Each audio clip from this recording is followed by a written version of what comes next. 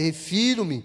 O problema da divisão de vocês, dos desentendimentos, é o fato de que alguns dizem seguir Paulo, outros dizem seguir Apolo, outros Pedro, e outros ainda Cristo. O que é que nós aprendemos aqui? Os líderes escolhidos por Deus devem apontar para a cruz. Os líderes escolhidos por Deus devem apontar para a cruz. Os pregadores, os ensinadores devem apontar para a cruz. Jesus deve ser o alvo da nossa pregação, o centro da nossa pregação, a circunferência da nossa pregação, o alvo da nossa pregação deve ser a cruz, o crucificado. Eu não posso subir nessa tribuna aqui para falar de mim, passar 45 minutos falando de mim ou falando de qualquer outra coisa, e no final eu digo assim: Jesus te ama, e a gente vai embora. Nosso tempo é precioso, o tempo que nós passamos aqui, nós precisamos ouvir sobre o crucificado, nós precisamos ouvir sobre o amor de Deus por nós, nós precisamos ouvir que a salvação é pela fé, que Jesus é o caminho, a verdade e a vida, e não há nenhum outro caminho, senão Jesus Cristo. Há apenas um mediador entre Deus e os homens, Jesus Cristo, o homem, ninguém mais. Eu confesso para você que se eu entro num culto que eu começo a ouvir muita baboseira, eu disfarço e eu vou embora. Vou para casa assistir Netflix, que eu ganho mais. Porque não dá para sentar num culto 1h30 e ouvir coisas que você sabe que não é assim, que não estão na Bíblia, que não apontam para Jesus, que não glorificam a Jesus. Nós precisamos conhecer as Escrituras para saber defender a nossa fé. Há pregadores e pregadores, há igrejas e igrejas, mas os pregadores levantados por Deus precisam apontar para Cristo. João Batista disse: é necessário que eu diminua e que ele cresça. Os líderes levantados por Deus precisam apontar para o crucificado, que ressuscitou ao terceiro dia. Deus escolheu homens e os capacitou para que instruíssem e liderassem o seu povo remido. Efésios, capítulo 4, versículo 11, projeta para nós aí, por favor. Efésios, capítulo 4, versículo 11, vai falar dos 5 ministérios, o ministério quíntuplo. Já expliquei isso no curso de teologia, aqui da igreja também. Uns foram chamados para apóstolos, outros para profetas, outros para evangelistas, outros para pastores e mestres. Próximo versículo. Qual que é a função desses homens escolhidos por Deus? Eles são responsáveis por preparar o povo santo para realizar sua obra e edificar o corpo de Cristo. Nós somos o corpo de Cristo. O que é que edifica o corpo de Cristo? O ensinamento da palavra de Deus. Versículo de número 13: até que todos alcancemos a unidade que a fé e o conhecimento do Filho de Deus produzem, e amadureçamos, chegando à completa medida da estatura de Cristo. E o versículo 14, deixa eu ver se vamos até o versículo 14, versículo 14: então não seremos mais imaturos, como crianças, nem levados de um lado para o outro, empurrados por qualquer vento de novos ensinamentos, e também não seremos influenciados quando nos tentarem enganar com mentiras astutas. Por quê? Porque somos maduros na fé, conhecemos a Bíblia, conhecemos a palavra de Deus, não somos levados por qualquer coisinha. Amém, meus irmãos? Esse é o papel do pastor: ensinar, conduzir a igreja ao crescimento, ao amadurecimento. 1 Timóteo capítulo 3, versículo 1 até o 7. 1 Timóteo capítulo 3, versículo 1 até o 7. Esta é uma afirmação digna de confiança. Se alguém deseja ser bispo, ser pastor, deseja uma tarefa honrosa. Verso 2.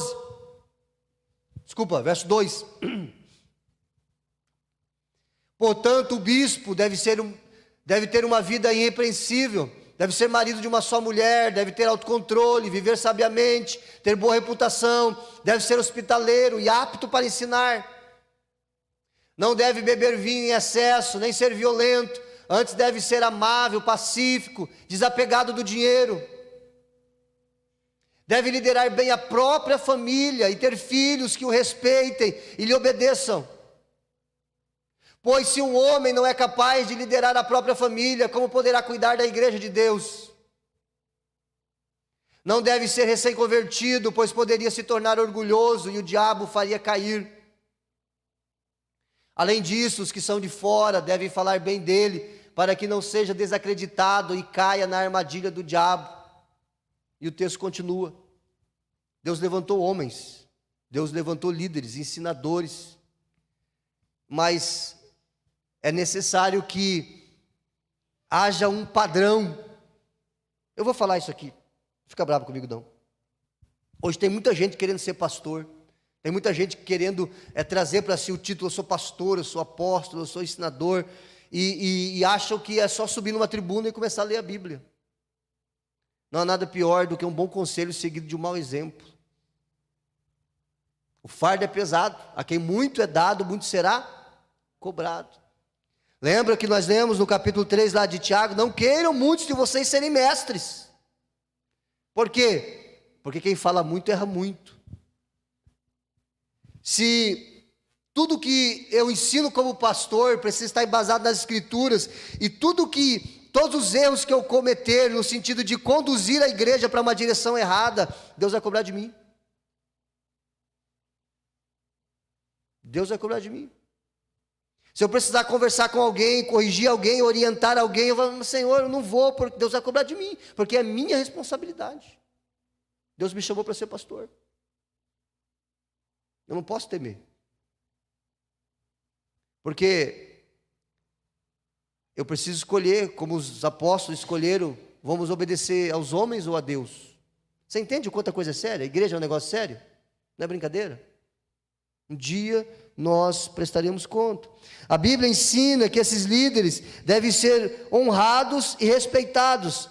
Hebreus capítulo 13, versículo 17. E eu não estou legislando em causa própria, tá, irmãos? Estou ensinando a Bíblia. Hebreus 13, 17.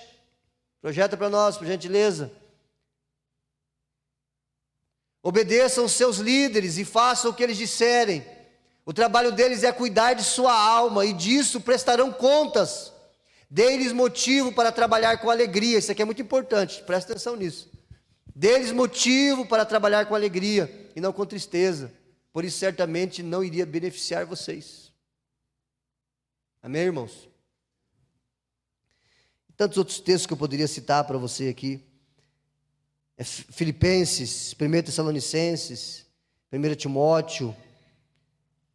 Mas eu vou parar aqui.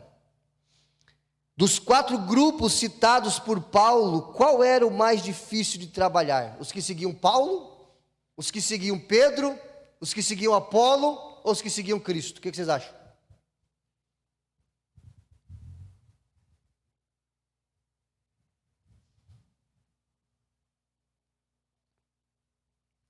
Permitam-me.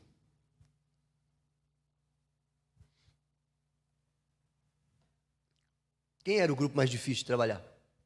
Os corintianos, os palmeirenses, os gremistas, os colorados? Os que seguiam Paulo, Apolo, Pedro, ou os que seguiam Cristo? Não necessariamente.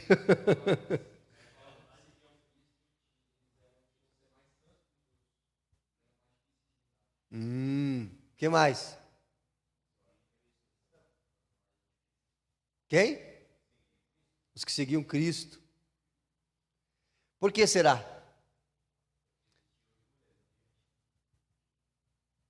Pensa, quem era Paulo, quem era Apolo, quem era Pedro? Eu sigo o Paulo. Quem é o Paulo? Teve um encontro com Jesus, um homem extremamente preparado. Eu sigo o Pedrão, né? O cara que 880, sanguíneo. Eu sigo Apolo, um excelente orador, uma oratória, uma pregação extraordinária.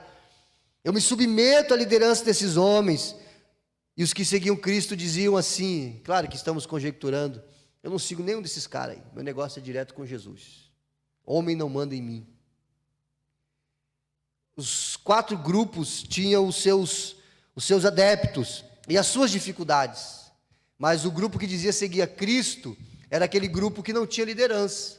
Era aquele grupo que não se submetia a homens, que não se submetia a pastores, que não se submetia à igreja. O meu negócio, já viu essas pessoas dizendo assim: meu negócio é direto com Jesus. Esse negócio de igreja, esse negócio de pastor, esse negócio de liderança.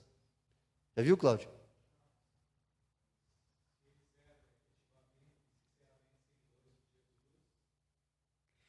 Mas Deus estipulou, estabeleceu liderança na igreja. Você imagina no exército, né, lá como que chama o soldado recém-chegado? Hã? O recruta. Mas tem um apelido que eles falam?